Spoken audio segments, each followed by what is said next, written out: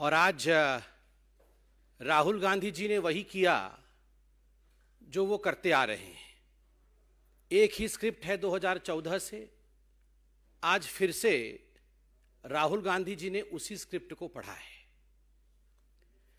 एक अपरिपक्व भाषण था।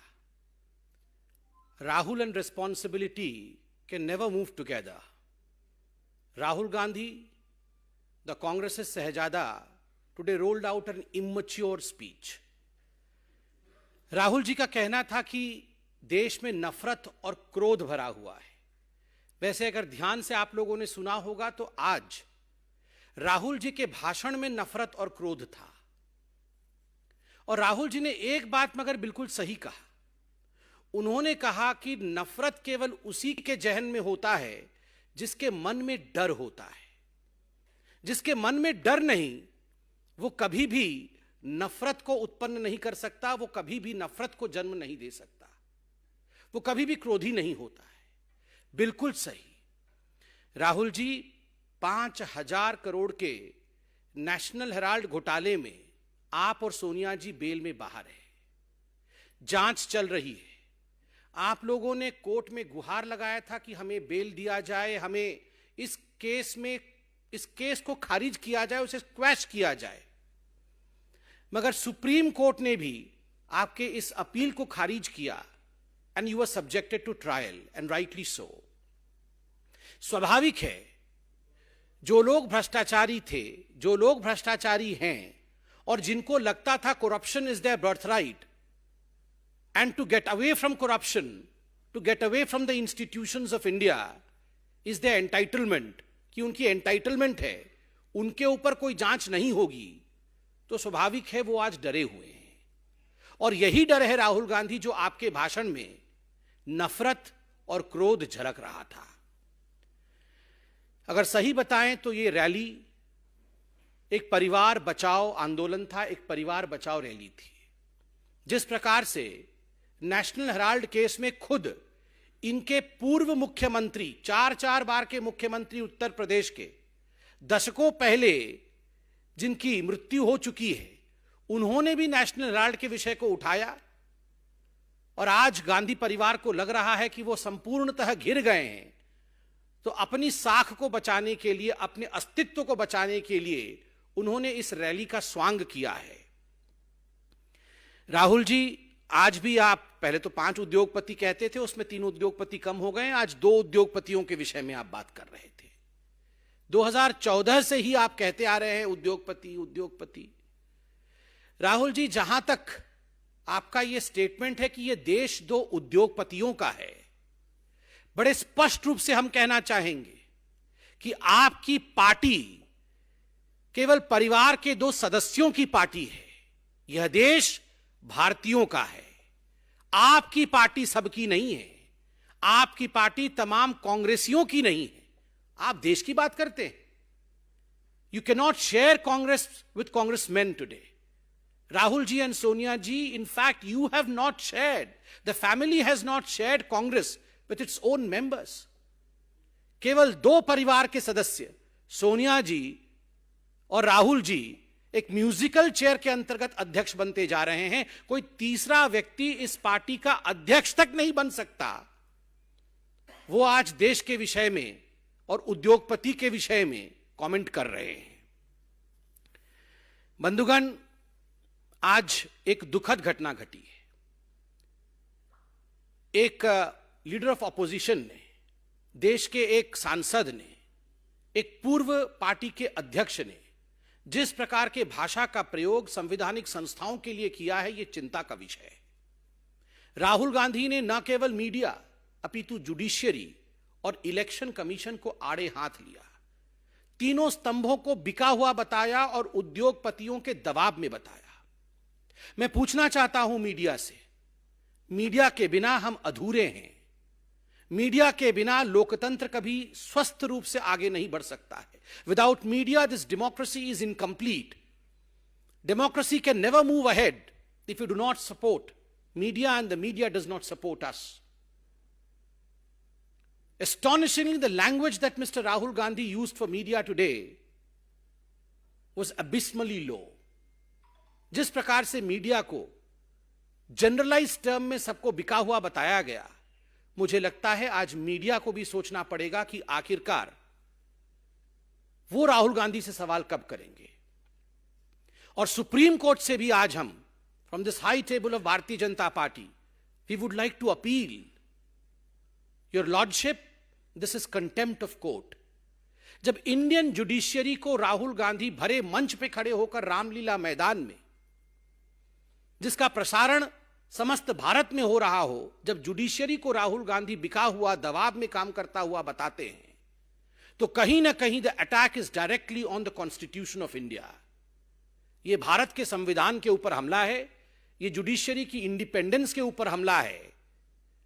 और हम तो आग्रह करेंगे, इसमें जुडिशियरी को सुओ मोटो कॉग्निजेंस लेना चाहिए राहुल गांधी के इस वक्तव्य का।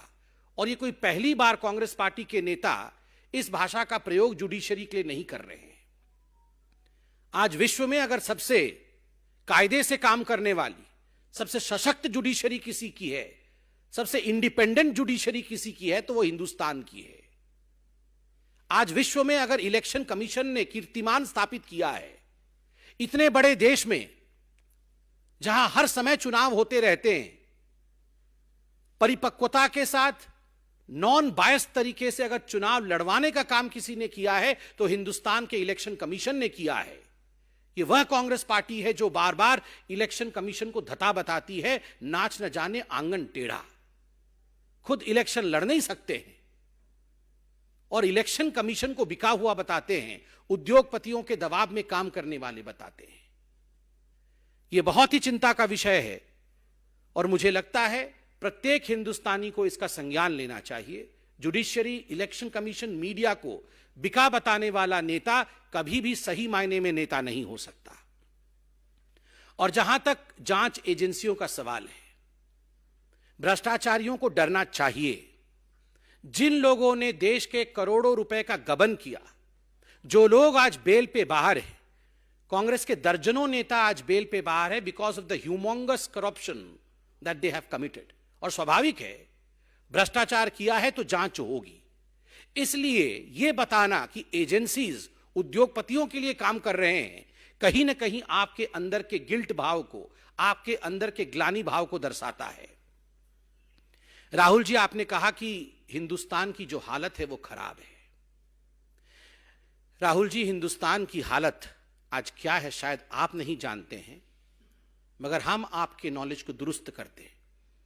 Let me enlighten you as to what is the condition of India today. Only a couple of days ago, we got the good news that while India was celebrating Azadi Ka Amrit Mahotsav and while we were celebrating 75 years of our independence, India surpassed United Kingdom economically. Today, we are the 5th largest economy of the world. आज हम विश्व के 5वें सबसे बड़े आर्थिक स्तंभ हैं, आर्थिक जगत है। हमने ब्रिटेन को भी परास्त किया है। आज ब्रिटेन 6ठे नंबर पे है तो भारतवर्ष आज 5वें नंबर पे है। याद करिए राहुल जी, आपके समय एक ऐसा वक्त आया था जब भारत फ्रजाइल 5 इकोनॉमी में काउंट होती थी। We were the fragile 5 economy under doctor Manmohan Singh and Sonia Gandhi. India has come feats forward under the leadership of prime minister Narendra Modi. अभी चंद दिनों पहले इस तिमाही का ग्रोथ रेट सामने आया है, जब पूरे विश्व में कोरोना पैंडेमिक को लेकर एक माहौल बना है। Economy is sliding across the world, growth rates are sliding across the world. We can proudly state today, आज हम गर्व के साथ कह सकते हैं 13.5% आज भारत का ग्रोथ रेट है। ये नतीजे अभी आए हैं। Probably Rahul Gandhi is unaware of these results because anything that is good about India, Rahul dislikes it. Bharat के विषय में कुछ भी अच्छा होता है वो राहुल गांधी को पसंद नहीं है। ब्लूमबर्ग तो राहुल गांधी आप जानते ही होंगे। भारतीय कंपनियों के नाम तो आप नहीं जानते, मगर ब्लूमबर्ग को तो जानते होंगे। अभी चंद दिनों पहले ब्लूमबर्ग ने कहा कि India will never go into recession. Bharat कभी भी रिसेशन में जा नहीं सकती है because of basics are strong. Under the leadership of mister Narendra Modi, हमारे प्रधानमंत्री के नेतृत्व में भारत इस प्रकार से सशक्त हुआ है कि हम कभी भी मंदी की तरफ गति नहीं करेंगे। और आप कह रहे हैं हिंदुस्तान की हालत खराब है। कोरोना के बावजूद हिंदुस्तान ने जिस प्रकार अपने आप को संभाला है, यह अपने आप में बहुत बड़ी बात है। आपने पाकिस्तान, चाइना, इनके विषय में बात की। 5-6 बार चाइना चाइना चाइना किया। चाचा नेहरू ने कितनी जमीन दी थी, मैं उस राजनीति में अभी जाना नहीं चाहता। राहुल जी, जब डोकलाम स्टैंड ऑफ हुआ था, तब आप चाइना के अधिकारियों के साथ टेंट के नीचे रंगे हाथ पकड़े गए थे, और आज आप चाइना चाइना कर रहे हैं, पाकिस्तान कर रहे हैं। जब सर्जिकल स्ट्राइक होता है, एयर स्ट्राइक होता है, तो आप उस सर्जिकल स्ट्राइक को धता बताते हैं, आप उसे खून की दलाली बताते हैं, और आप अपने एम्बेसडर मणिशंकर अय्यर को पाकिस्तान भेजते हैं, जहां जाके मणिशंकर अय्यर कहते हैं मोदी को हटाना होगा, सरकार भारत में गिराना होगा और पाकिस्तान को हमारा साथ देना होगा, और आप नफरत और क्रोध की राजनीति का विषय उठाते हैं। शर्म आनी चाहिए राहुल गांधी आपको। एक आश्चर्य का विषय है, राहुल गांधी जी ने आज कहा कि कांग्रेस पार्टी एक अलग जीएसटी लाना चाहती थी। हम एक अलग जीएसटी लाना चाहते थे। वो जीएसटी भी अलग लाना चाहते थे, वो राफेल भी अलग लाना चाहते थे, वो आईएनएस विक्रांत भी अलग कमीशन करना चाहते थे, वो हिंदुस्तान की आर्मी के लिए बॉर्डर में भी रोड्स कंस्ट्रक्ट करना चाहते थे। मगर 70 वर्षों तक सत्ता में रहने के बावजूद ये सब केवल वो चाहते थे, हुआ कुछ नहीं, क्योंकि कमीशन खा करके ये सारे काम डस्टबिन में चले जाते थे। Your performance was zero, you lived only in selling dreams, केवल सपनों को बेचना। दादाजी कहते थे गरीबी हटाना है, नानी जी कहती थी गरीबी हटाना है, पिताजी कहते थे गरीबी हटाना है, माताश्री कहती थी गरीबी हटाना है। मगर आलम यह था कि 2014 से पहले 22% लोग भारतवर्ष में गरीबी रेखा से नीचे थे, और आज 12% लोग इस गरीबी रेखा से ऊपर उठ चुके हैं, और जो लोग गरीबी रेखा से नीचे रहते हैं वो अब 10% रह गए हैं। तो स्वाभाविक रूप से कौन गरीबी रेखा से ऊपर उठा रहा है और कौन केवल गरीबी हटाओ का नारा देता था और गरीबों के लिए काम नहीं करता था, इस विषय में बताने की आवश्यकता नहीं है। आप सब ने देखा होगा कि कोरोना के बावजूद 0.8% लोग जो अत्यधिक गरीब थे, कोरोना के बावजूद इस आंकड़े में किसी प्रकार की बढ़ोतरी नहीं हुई। 0.8% लोग ही उस स्टैटिस्टिक लिमिट में रहे, और आईएमएफ ने और वर्ल्ड बैंक ने इसकी सराहना की कि जिस प्रकार से भारतवर्ष ने इसको मैनेज किया है, कि गरीबी में किसी प्रकार की बढ़ोतरी नहीं हुई पेंडेमिक के बावजूद, ये अपने आप में, this is a telling story, ये अपने आप में एक बहुत बड़ा विषय है। आज राहुल गांधी महंगाई के विषय में बोल रहे थे। उन्होंने आटा भी लीटर्स में आज कन्वर्ट किया है।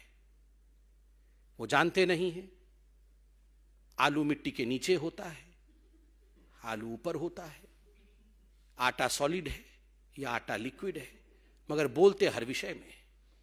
मगर Rahul ji, to enlighten you, एक ऐसा कालखंड था यूपीए के राज्य के समय जब 22 महीनों तक जो महंगाई दर है वो 9% या 9% से ऊपर रही, for a continuous phase of 22 months।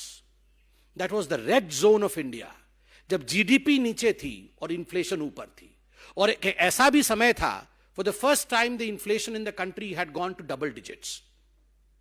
आज पैंडेमिक के बावजूद जिस प्रकार से 80 करोड़ लोगों तक राशन पहुंचाया गया है, पैंडेमिक के बावजूद देश ने आत्मनिर्भर बनने का ये जो प्रण लिया है, ये अपने आप में हिंदुस्तान के रिजॉल्व को, हिंदुस्तान की प्रण शक्ति को, हिंदुस्तान के संकल्प को दिखाता है, और ये जीत प्रत्येक हिंदुस्तानी का है। Together the government and every citizen of this country have worked to see to it that we rise above the pandemic. मैं आज राहुल जी आपको बताना चाहता हूं, जब आप कहते हैं कि हिंदुस्तान में कुछ नहीं हुआ, हिंदुस्तान में कोई पॉलिसी गरीबों तक नहीं पहुंच रही है, तो मैं बताना चाहता हूं कि पीएम गरीब कल्याण योजना के माध्यम से 80 करोड़ लोगों को मुफ्त अनाज मिला। पीएम आवास योजना के माध्यम से 3.52 करोड़ लोगों को पक्का मकान मिला। स्वच्छ भारत मिशन के माध्यम से 11.22 करोड़ लोगों को शौचालय मिला। उज्ज्वला योजना के माध्यम से 9 करोड़ लोगों के घरों तक एलपीजी कनेक्शन पहुंचा। जनधन योजना के माध्यम से 25 करोड़ खाते खुले। पीएम किसान सम्मान निधि के माध्यम से 11.30 करोड़ परिवारी लाभार्थी हुए, जिनको कि 2,01,000 करोड़ रुपए उनके खाते में 11 किश्तों में पहुंचाए गए। हर घर नल योजना के माध्यम से 8 करोड़ लोगों के घरों में नल के माध्यम से जल भेजा गया। आयुष्मान भारत योजना में 3.2 करोड़ लोगों को 5 लाख रुपए तक की मुफ्त चिकित्सा दी गई। 18 करोड़ लोगों के आयुष्मान कार्ड खुले। 213 करोड़ लोगों को मुफ्त टीका दिया गया। 8 साल में 15 एम्स खुले। 8 साल में 200 मेडिकल कॉलेज खुले। और पीएम स्वनिधि योजना के माध्यम से 30 लाख रेहड़ी पटरी वालों को ऋण दिया गया। यह है हमारा रिपोर्ट कार्ड। हम केवल हवा में बात नहीं करते। Modi ji delivers, reforms, performs and transform, and we present a report card to the country. And that's the reason as to why, जो आपने अंत में कहा ना राहुल जी, कि जनता सब जानती है, जनता सब जानती है, तभी तो भारतीय जनता पार्टी को वोट देती है, तभी तो आज कांग्रेस खत्म हो चुकी है, तभी तो आज कांग्रेस उत्तर प्रदेश जैसे राज्य में, जहां से कांग्रेस आरंभ हुई थी, वहां आज वो अपने जमानत तक को बचा नहीं पा रही है। वाकई राहुल जी, जनता सब जानती है, and you have to be more responsible in the future. Thank you so much. कोई प्रश्न हो तो अवश्य पूछें।